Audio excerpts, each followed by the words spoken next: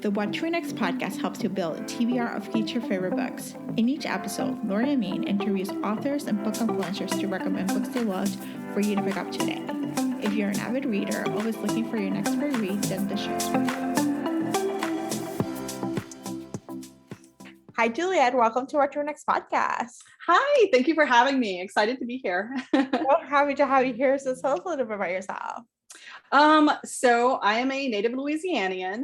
And I write paranormal and now contemporary romance. Mm-hmm. My earlier works, I started publishing in 2014, were a little bit on the darker, edgier side, and around 2018, I had this idea that I really wanted to write something fun and light but still set in Louisiana, and to be more relationship focused and light on the paranormal. And the Stay a Spell series was born out of that. And that's still like my main staple right now, my main series, although I am publishing some contemporary now as well. And that's me.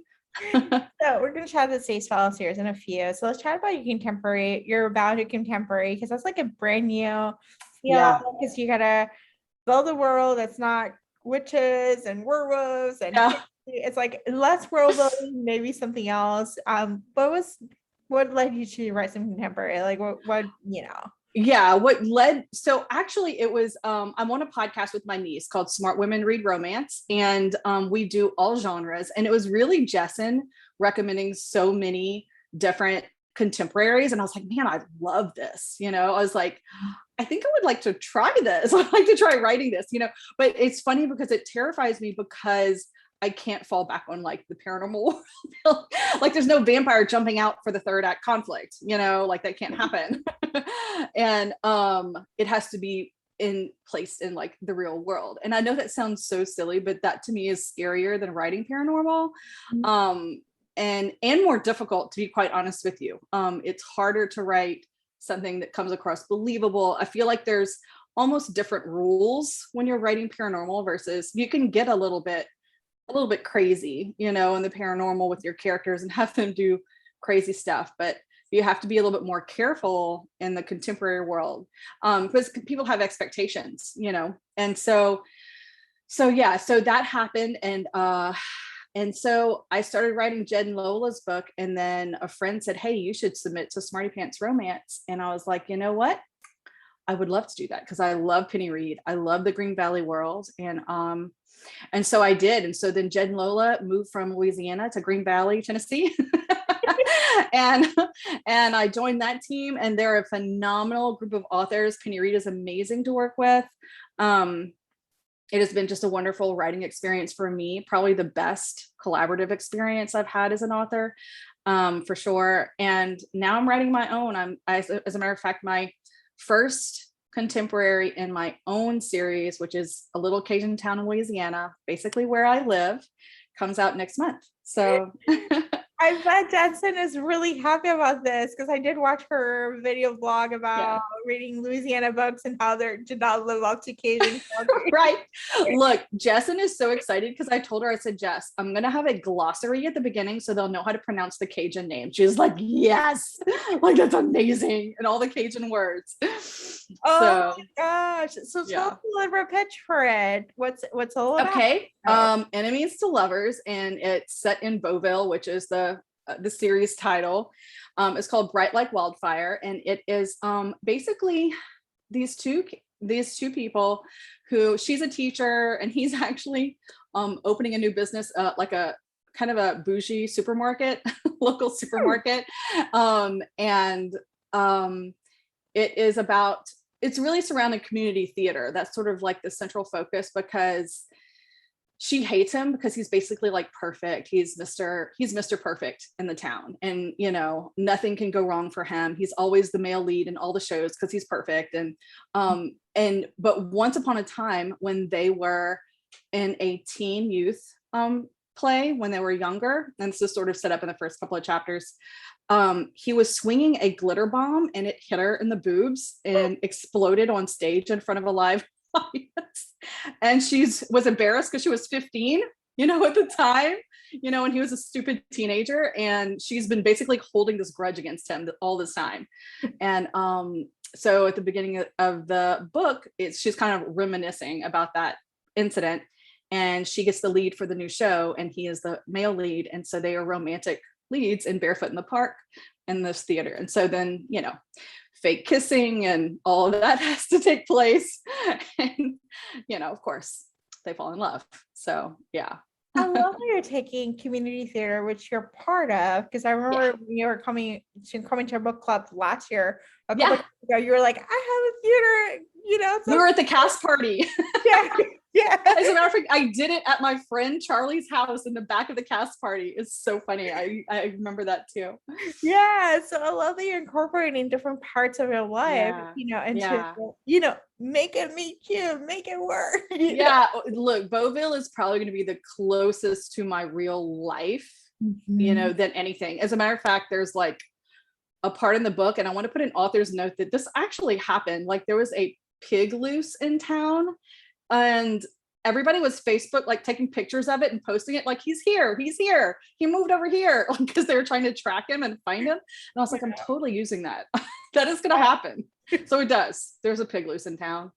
And yeah, you know, I mean, crazy stuff happens in small towns. It really does. And it's fun to write about.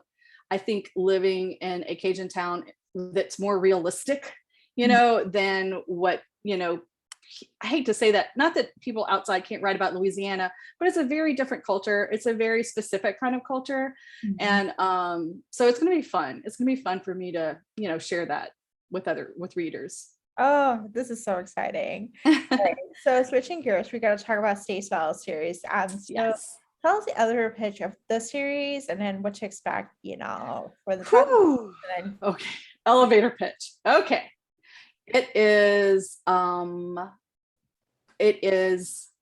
sorry, I was trying to condense these books. It's about 6 sisters, the Savoy sisters. They're all witches, and about them finding their true loves. Each book is about a different sister. I just published book 4, which is Always Practice Safe Hex, about Livy and a Grim Reaper, Gareth. Each one of the lead heroes is a different kind of supernatural. I have 2 vampires, 2 werewolves, and 2 Grim Reapers as the heroes for the sisters. One of my readers got on to me, why isn't anyone marrying a warlock? I'm like, I don't know. I just like this. I like this mixed supernatural mixture. But it's set in New Orleans, in the sort of bohemian-esque side of New Orleans, where it's the Lower Garden District along Magazine Street. It feels very Parisian.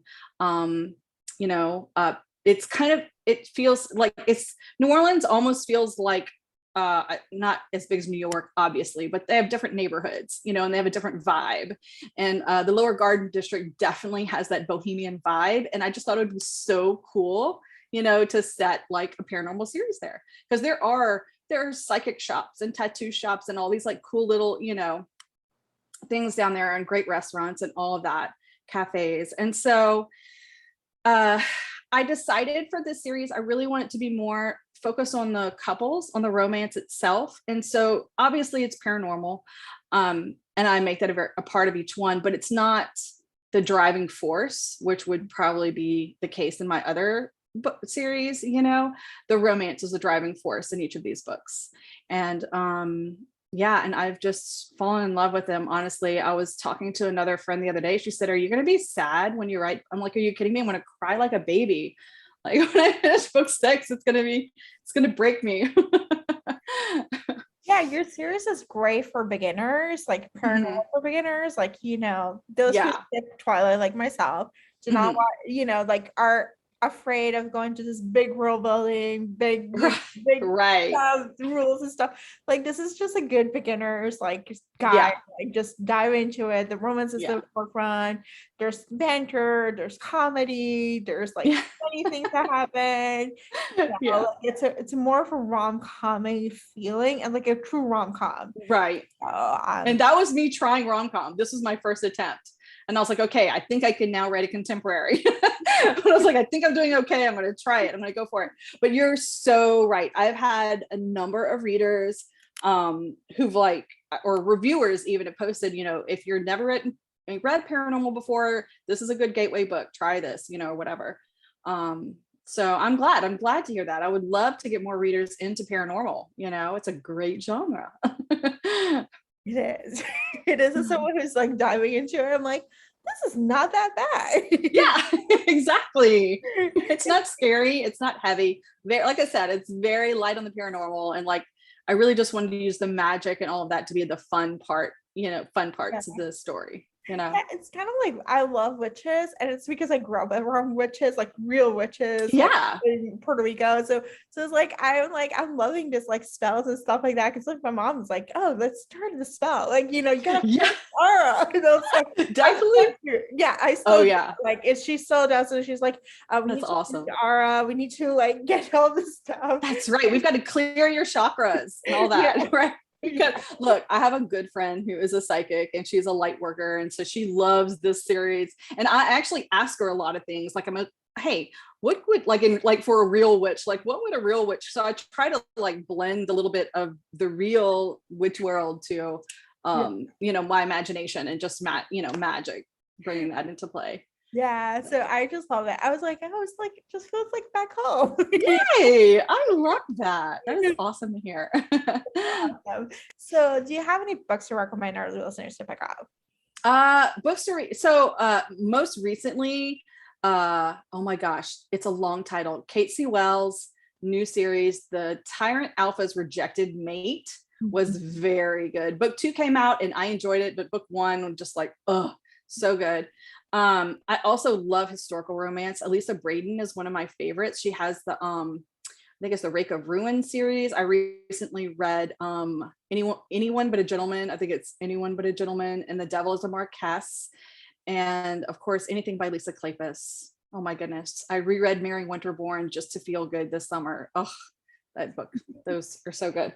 Yeah, it's funny because I love historical romance, and I always wondered, I'm like, why do I love that when I write paranormal? But I think it's because historical feels like an escape to a different world, and I just love that. So yeah, that's kind of what I've been reading lately. And let's do a plug for your podcast. Tell us all about your podcast. And yes, so my niece Jessin and I do Smart Women Read Romance, and we only review books that we love.